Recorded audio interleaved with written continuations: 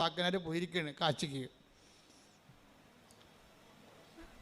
പോയ എല്ലാ വെച്ചമ്പലത്തിലും കുടുംബക്ഷേത്രങ്ങളിലും എല്ലാം പാക്കനാർ തൊഴുകയും ചെയ്യും. അവിടെയുള്ള കുളത്തിലെല്ലാം ഈ ചുരക്ക കഴുകുകയും ചെയ്യും. തിരിച്ച് കാശിക്ക് പോയി ഗംഗയിലും കൊണ്ട് സ്നാനം ചെയ്തപ്പോൾ പാക്കനാർ ചുരക്ക അവിടെ കഴുകി തിരിച്ച് കൊണ്ടുവന്ന് ഭാര്യയ്ക്ക് കൊടുത്തേ നീ പറഞ്ഞ പോലെ എല്ലാം ചെയ്തിട്ടുണ്ട്, ഇനിയിപ്പോൾ അതിൻ്റെ കുറവുണ്ടാകരുത്. പെണ്ണും വിളിച്ച് വെട്ടിക്കീറി കഴുകി വെട്ടി കൊത്തി എരിഞ്ഞ് കറിവെക്കുകയും ചെയ്ത്. പക്ഷേ ചുരക്കാക്ക് കയ്പ്പാണ് ഭയങ്കര.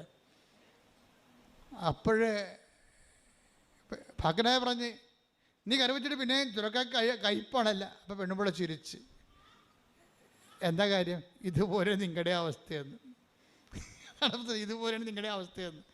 എത്ര തീർത്ഥസ്ഥലിൽ കഴുകിയിട്ടും നിങ്ങൾക്ക് മാറ്റമൊന്നുമില്ല. എത്ര ഉടമ്പടി എടുത്തിട്ടും നിങ്ങൾ പഴയ ആളാണ്. തെറ്റുകൾ ആവർത്തിക്കുന്നു എന്ന് പറയണത്. തെറ്റുകൾ ആവർത്തിക്കുന്നു. ആ പഴയ ജീവിതത്തിൻ്റെ കയ്പ്പ്, സ്വഭാവത്തിൻ്റെ കയ്പ്പ് മാറണില്ല, മധുരമാകണില്ല, സ്നേഹം വരണില്ല.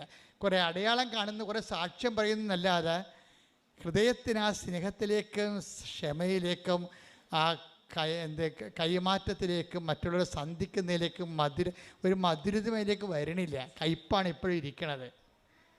പാക്കനാരുടെ ചുരക്ക പോലെ തന്നെയാണ് ഉടമ്പടിക്ക് ശേഷവും നിങ്ങൾ ഇരിക്കണമെന്നുണ്ടെങ്കിൽ നിങ്ങൾ ഉടമ്പടിയിലല്ല എന്നുള്ള കാര്യമാണ് നമ്മൾ അറിയേണ്ടത്. എന്താ അങ്ങനെ പറയാൻ കാരണം അറിയാവോ?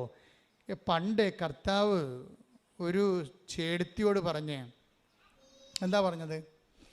അപ്പോൾ ആ ചേടത്തി അത് അക്സെപ്റ്റ് ചെയ്തു. എന്താ പറഞ്ഞത്?